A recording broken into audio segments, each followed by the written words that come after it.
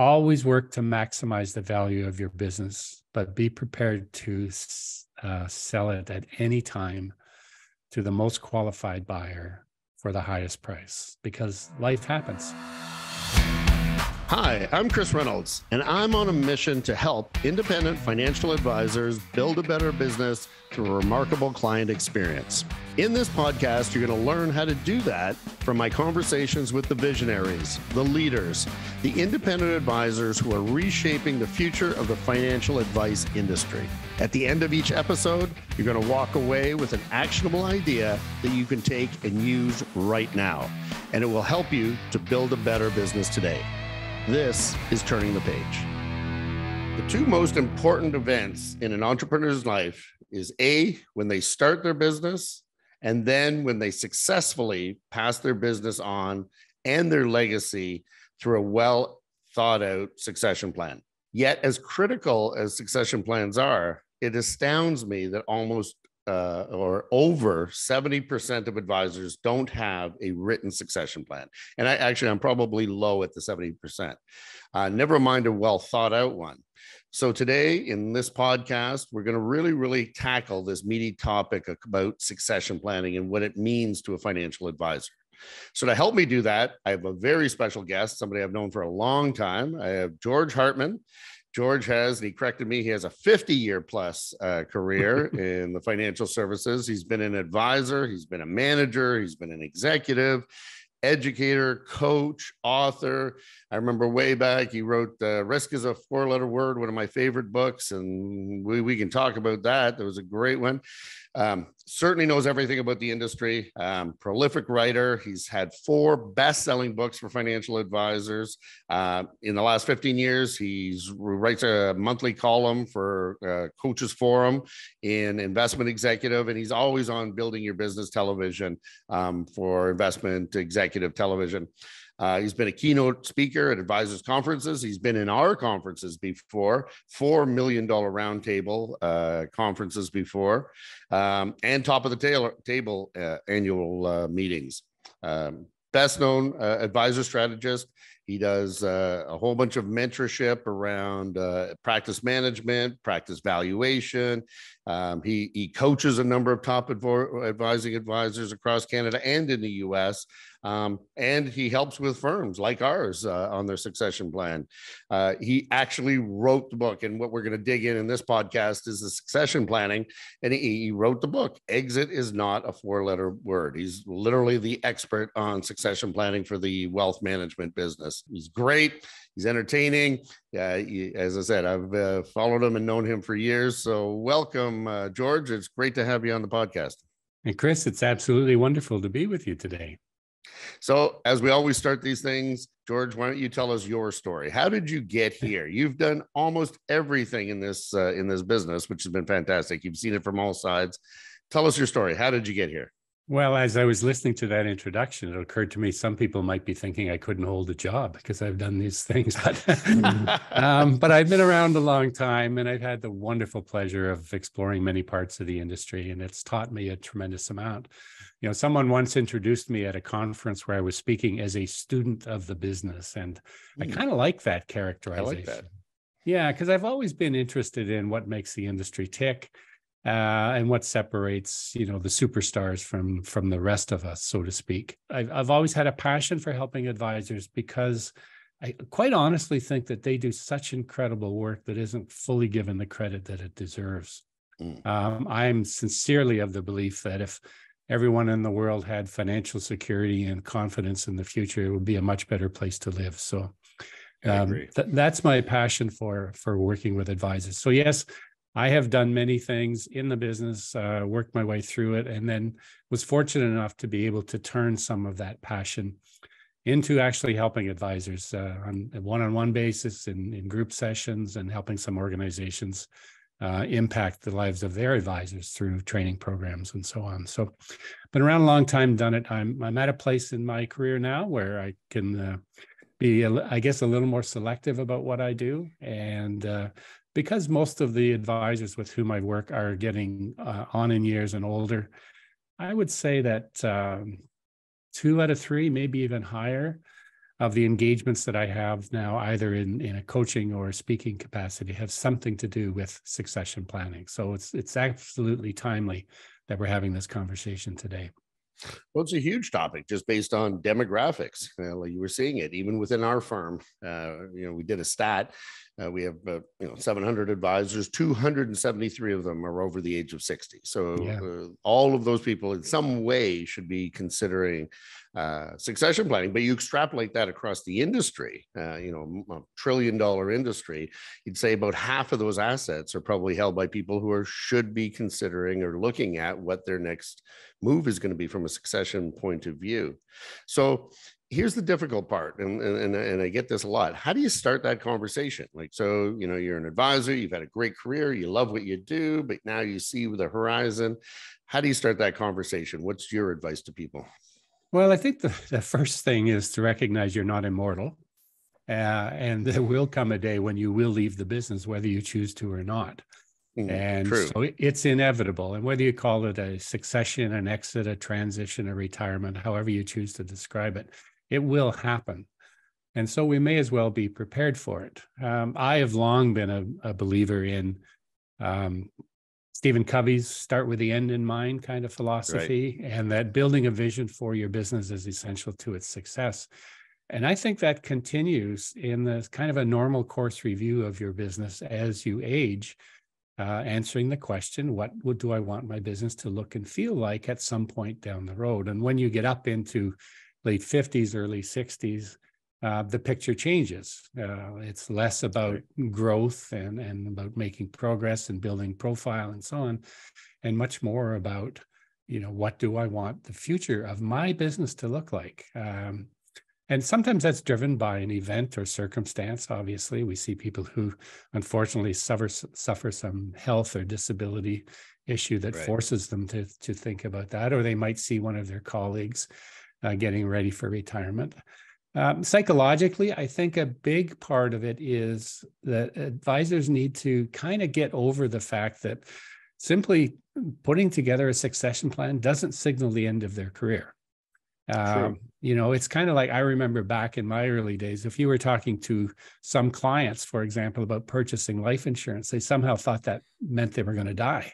Well, eventually that would happen, but it wasn't planned for a long way. So we need to accept the fact. And the good news is in that, Chris, that as you know, the timeline over which people are planning their exit now is stretched out immensely.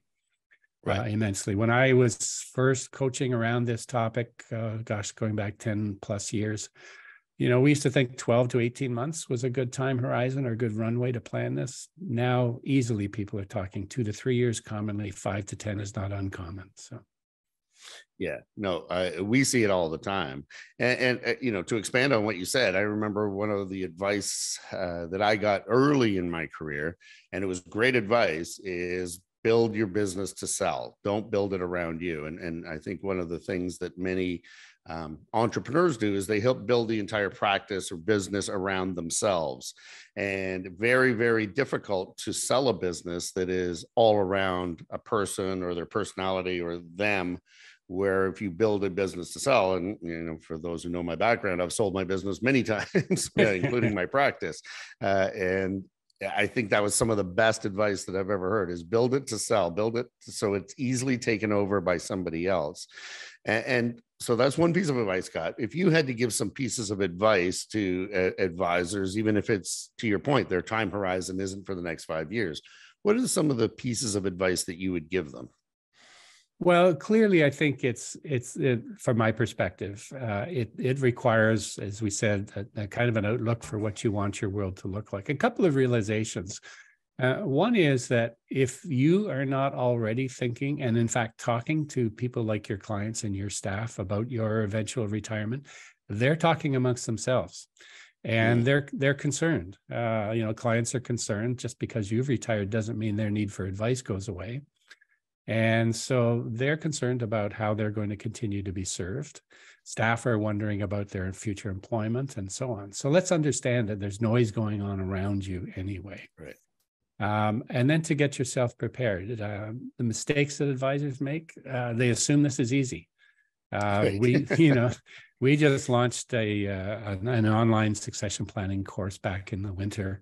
And the people who were participating in the course, it was one of the most common responses that we got is that, you know, I thought this was going to be pretty straightforward and pretty easy, but my gosh, it's not. You know, there are 1,000 questions I never thought to ask myself.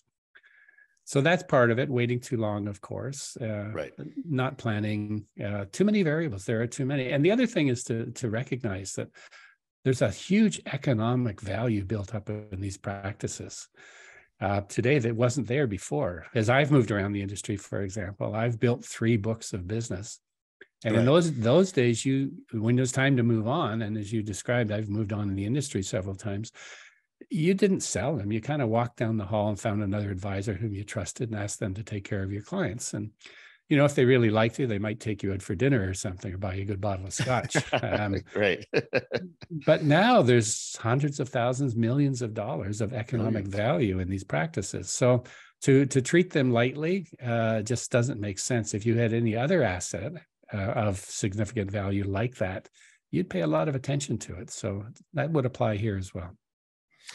You know, you make an excellent point is I don't think in a lot of cases people have the right economic value attached to the business, like to your point. And I've seen it time and time again. We've just in the last couple of years, we've probably handled about 80 succession plans or advisor to advisor transactions. And some of them were in the multi-millions. Some of them were the biggest asset that particular individual owned. And yet, to your point, they had put very little thought in how they were going to extract that value, how they were going to get paid. And this is one of the big challenges that I'd like you to comment on this, is in some cases, some advisors are victims of their own success. They have such successful businesses that it's very hard to find that next generation that has a big enough checkbook that they can actually extract that value. And maybe you can comment on some of the things that you see in that regard. Yeah, it is true. And it also goes back to what you said earlier about building a practice around the founding advisor. And making that more difficult to transition. So in the same tone, same kind of thought process, the larger a practice gets, the narrower the market for a buyer becomes. And so, you know, that's why we're finding increasingly, we're finding some corporate purchasers, we're finding some accommodations such as you have within your own firm to help advisors with that process. But there's the other side of that coin as well, Chris, and you're right in your comment that, in fact, that my observation would be that the majority of financial advisors would find that their practice is their largest single financial asset. Right. And particularly the one that they often intend to convert to a retirement lifestyle. And sometimes, and I say this with some embarrassment, I guess, but I am frequently surprised at how many advisors haven't thought through the implications of the sale of their business. As you know, you can earn a tremendous income with a very successful practice. But once you cash out, so to speak, once you monetize that value, after, taxes and cost of transition and all of those other things, some advisors are not going to have the retirement lifestyle that would match the one they had while they were working. Good point. And so a lot of the work that we do is around the financial reality.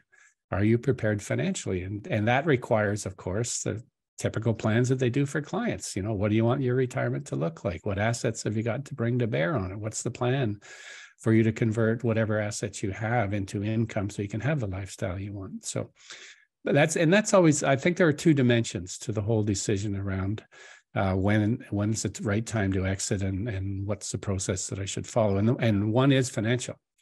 The bigger one is the emotional aspect. Right. To give up a business that you've spent 20, 25, 30, 35 years or more building. That's hard. And in fact, I used to say I still say the emotional decision is the toughest one. But actually in our succession planning process that we use, it's a 6-step process. I put financial as the number 1 consideration because my experience is if the finances are good, then the emotion tends to be better. So, it's funny how that works. Yeah. Yeah. Even though the emotional aspect is for many people the much more difficult one to deal with. Well, to that point, the emotional aspect often comes because of the great bond that financial advisors have with their clients. Certainly, I knew, when way back when I was an advisor, I love my clients, and I always thought they loved me. And one of the big hesitancies I always had, and I remember the first time that I did a succession plan, as I moved into being, running IPC, was I didn't think any clients would stay if I had another advisor take them over. And so this was a big emotional thing that I went through. And I share my own experience, which was, I told the advisor that was going to take over my business that, if he kept like 50%, we'd probably be happy because everyone's going to leave because everyone loves me and I'm the best advisor ever in the world. And that was my mindset at the time. What actually happened was the business went up by 15% when I stepped away. So it was me that was holding it back the entire time. So sometimes, again, my own ego and also, again, that emotional bond that I felt that I have clients. And to this day, I still have clients that I'm in touch with as friends that I developed during that practice. So Sure, I certainly see that emotional part to it, which I guess comes to the next topic, which is, the difficulty is, how do you find somebody to take over your business? Like, it's one thing to find somebody who has the financial wherewithal to actually, write a big check. But the second challenge, I would imagine, is where do you find a qualified person? Because these are your friends. These are people you've seen grow up with. You've seen their kids graduate. You've helped them along the way. You're not just going to fluff them off to any guy who can write a check. Tell us about that. Tell us about, how do you find that succession, and what does that look like? Yeah, it's a challenge. And the kind of irony of the whole situation is that, when I talk to advisors, you quoted the stats on how many don't have a succession plan, but I ask them why. One of the reasons that they give is so often is that I cannot find a qualified successor. And yet on the other side, we've got all these young advisors who are coming up and saying, I really want to be mentored by a veteran advisor, but I can't find anybody willing to take me on. Right. And so somehow we have to bring those two factions together for the good of the clients, obviously, but I also think quite seriously for the perpetuation of the advice industry. If I think about one thing at a kind of macro level that concerns me, that is it. There's a changing role of the advisor, which maybe we'll talk about later, but advisors have a lot of excuses. They don't call them excuses, but that's what they are. Yeah, exactly. I call them the terrible twos. I'm too young. It's too soon. It's too much work. I'm too important to the business. The really big one, and it touches on the emotional one. I'll get back to your question about the successor, but it's all tied together, is to do what? If I exit the business, how am I going to spend my time? It's almost an existential question. If I'm defined by my business and I no longer have my business, then who am I? What's my value, my purpose in life, and so on? So all of this is a backdrop to deciding what the next chapter is going to look like. And the truth is, as you well know, you can't have a great succession unless you've got a great successor. Right. So choosing the right person is absolutely essential to the long-term viability of your succession plan. And I'll go right back to what we talked about earlier. I think that visioning exercise is, what do I want my business to look like 5 or 10 years from now? It takes on a different color when you're in your 60s, for example, or even late 50s. And so you start to think about, then, what's my legacy going to be? What are my clients going to think about me in the way I leave them, the care with which I make sure they're handed off to someone? Who do I want to be the custodian of my legacy? Because I share a story with you. And I moved into the head office of one of the firms that I was with at one point, and I think it was my second day on the job, and I was being toured around the office and went into the executive wing of the company to meet all the VPs and the president and so on. They're all very nice people, but one of them stood out in particular, happened to be the vice president of marketing at the time, who later actually became the president of the firm and my most important mentor in life. But I remember very clearly, he said to me, George, he said, we're not going to know the true value of the work you do for us here until 2 years after you're gone. Oh, right. And that's stuck with me because I think it's very much like an advisor, Right. the work that they do. It's often the real work, the planning work, of course, and all the advice that you've provided to clients often doesn't fully manifest itself until after you're retired. But that also applies to the thoughtfulness with which you make the transition to the next person, right? Because that's what they're going to experience after you're gone. So how do you choose that person? Well, I would go back to the same way an advisor would choose their clients, and that would be create a profile, right? Given what I want my business to look like and how I want it to be, I want to be remembered. Who do I want to be in charge of that? So we create a profile, and we have all the standard things in terms of qualifications and credentials and experience and all of that. But we also have all those qualitative things, the values and the philosophies and the way they approach the business. And often, and we've seen this, for example, where people have become excited and enticed by an opportunity to acquire a book of business or to sell their book of business, but it's going to the wrong person.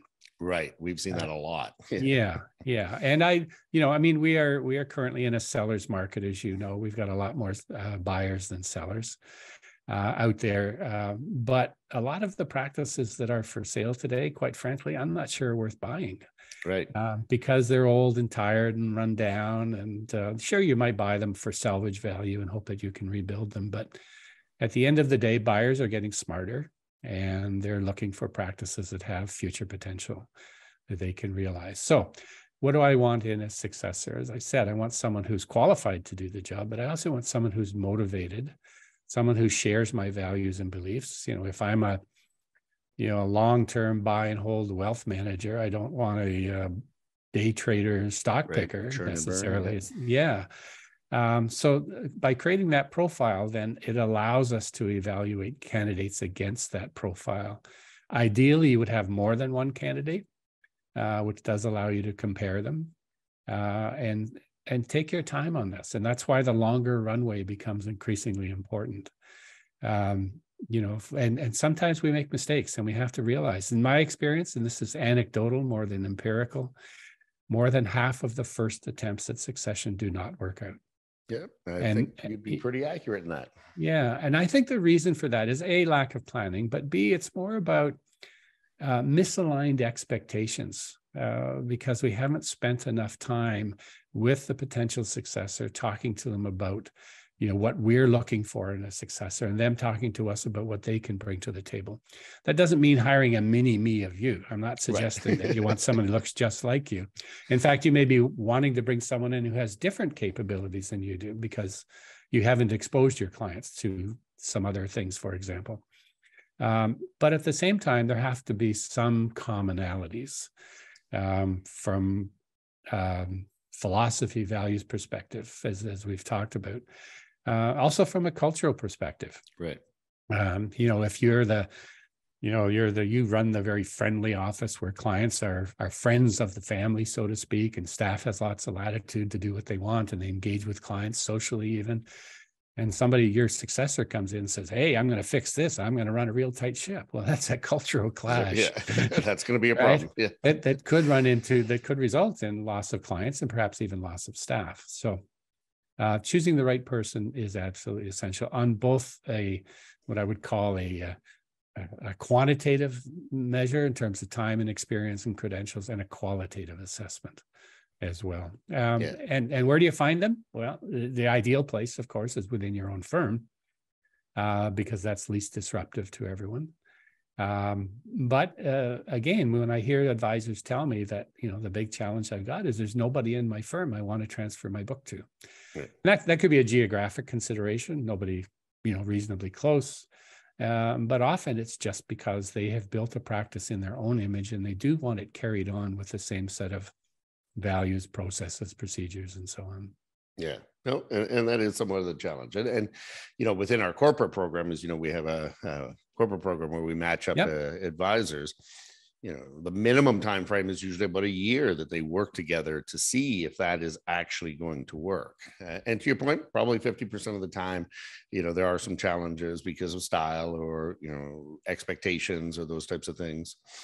So yeah, totally see it. And it is the key to the whole success, is making sure it's the right person, because if the clients don't stay, the transaction's not going to work. So that's and I think you mentioned this. This is the advisor's legacy. This is what they want people to think about them and their clients to think about them, and to make sure they have the right person taking over. So finally, you've been around, you've seen this business change. Some of it's changed, some of it stayed the same.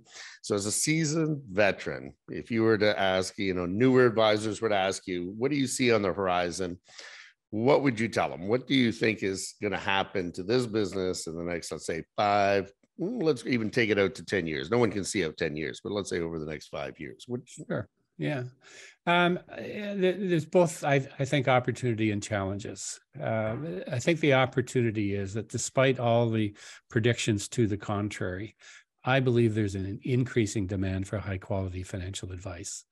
The intervention that we expected through technology and self-directed investment and financial planning and so on. Yes, it's accelerated, but it hasn't materialized to the stage of being a threat to the industry, right, if the advisors deliver as consumers want. And part of that, and this is kind of my looking out, because I see it in experienced advisors today, but I also see it in those who are coming into the industry in insufficient numbers, by the way, to replace those who are going to be exiting. But it's the changing role of the financial advisor. The traditional value proposition of, being a good financial planner, portfolio manager, stock picker, market timer, whatever it is kind of being disintermediated by technology to some extent. It's right. Easier. Advisors can leverage that technology to perform that part of their value proposition. But now the role is as much a coach, a confidant, a cheerleader, someone to provide reassurance that we're on the right path and that we're headed where we want to go.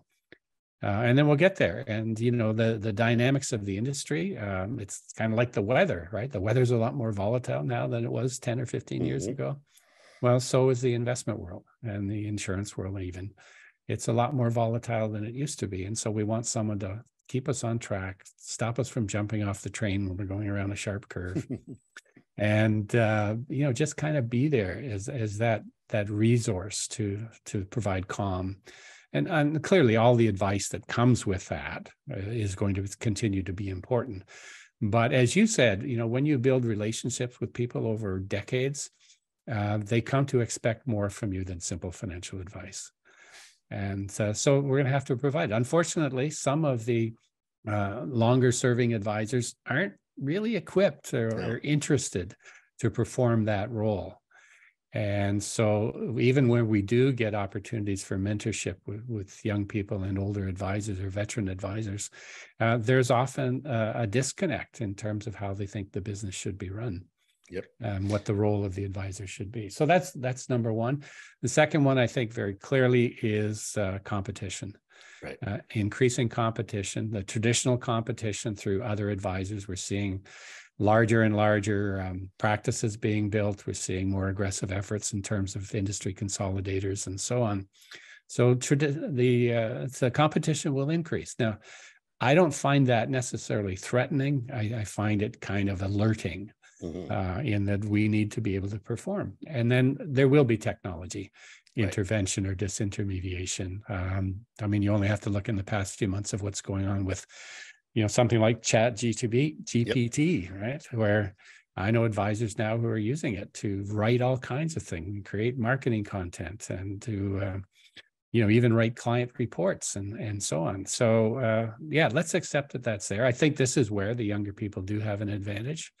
They are more comfortable typically with that type of technology. So the industry, I don't think, is necessarily at immediate risk, but I think that it's always been a dynamic industry. I think the pace of change, however, is accelerating as it always has.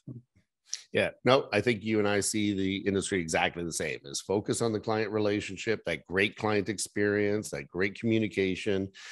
Yes, the investments are not unimportant, but they're not central. The central is the planning and the communication and the relationship. And if you can keep that, very hard to disrupt that type of business. Yeah. So now, George, I'm going to take you into what I call my rapid fire questions. I got 3 questions for you that I don't prepare you for. I'm going to ask you a question, and then what's the first thing that pops into your mind? And so the first question is, what are you passionate about? What are you really passionate about? Like, you've been doing this a long time, and we're talking about your own retirement. What keeps you going? What's your passion? My passion is, as I kind of alluded to earlier, that I have, like you have many friends among your clients, I have many friends among mine.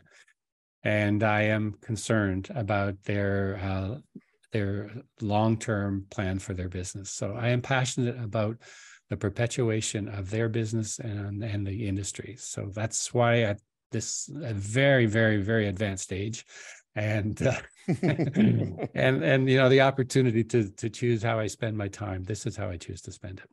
Love it. And what is your most memorable interaction with a client? As you said, you've worked with tons of advisors. What's your most memorable? What's the first one that pops in your mind that you're like, wow, this made a difference? Gosh, there've been so many. I've been so fortunate. Both successes and failures. Let me give you a quick one because it's very recent in my mind. I'm working with an advisor in a coaching capacity through his retirement plan, who had his son pegged as his successor. Son's been working in his practice for 6 or 7 years. And through the course of the course that he took of ours and the work we did together, he concluded his son was the wrong successor. And so now we've got to navigate our way out of that one. And it's affecting the whole family, because obviously there's an indivisible link between family and business. And it's a big challenge and a lot of work, and it's bringing a lot of angst. So that one comes to mind recently. Others have been, here's one that actually I was speaking to someone else about the other day, is that we were doing some work with an advisor out west on a sizable practice, a lady who was transitioning to what was her second in command in her practice. And before we actually got to implement the plan, she passed away. Oh, geez. And according to the company rules, her book was to be divided up across the firm, and that basically there was nothing else to be said about it. Fortunately, we had kept good notes of our conversations, and I was actually called into the firm to say, here's what was going on, and we were this close to actually handing off the book. And so we were able to make the transition to the intended successor at full price, which she would not have received otherwise. So that is a great story, and one that everyone should take heed to. Also, I was thinking about, as you were talking about the person passing on to their relative, their son or daughter, we run into this all the time, and actually we should do a whole show just on that, and because it can be problematic, but it can also be very successful. So that's a good one. Yeah. And my last question to you is, at the end of it all, how do you want to be known? Oh, I like that question. Thank you. I don't need glory in the sense, I've had lots of accolades through my career, and I've had lots of fantastic opportunities. I just want to be known as somebody who made a contribution that was enduring in some way and actually had an impact. I love it. I think that seems to be pretty universal. I think we all want to do that. George, it's been great to have you on. As you talked about, succession planning is very important. It needs to be thought out. You need to work on what the vision of your business is going to be, the vision of your retirement is going to be, the checklist of what type of advisor do you want taking over your business? How do you go through that filtering process? As you said, this is a big thing. And you're there to help. You can. And as I said, the book is fantastic. I know you've done countless talks on this. I encourage everyone to follow your not only follow all the stuff that you do with Investment Executive, but everybody should read your book. I think 100% of people should do that. As well as, I'm always happy. We're always talking about succession plan. I probably helped choose over our 200 advisors in some form of their succession plan. So I'm always happy to have a virtual coffee if anyone wants to talk about their succession plan. I know, George, you're always available. With that, George, any final words for our audience? Here's my mantra around this whole thing, my management mantra, and you referenced it, Chris. Always work to maximize the value of your business, but be prepared to sell it at any time to the most qualified buyer for the highest price, because life happens, right? As I talked about in that last story. I call them the big Ds: death, disability, divorce, disagreement, disillusionment. We had disqualification last year. So that too, yeah. You just never know. So be prepared. Be prepared. I love it. George, thank you very much for being on the podcast. I know the audience will love it, and looking forward to the next session. Thank you. Thanks for joining me on Turning the Page. What did you learn from today's episode? If you follow me on LinkedIn, please drop me a comment there. I'd love to chat with you about it over a virtual coffee. Send me a message on LinkedIn, or you can do so at our website. The link's in the show notes. I'm Chris Reynolds, and until next time.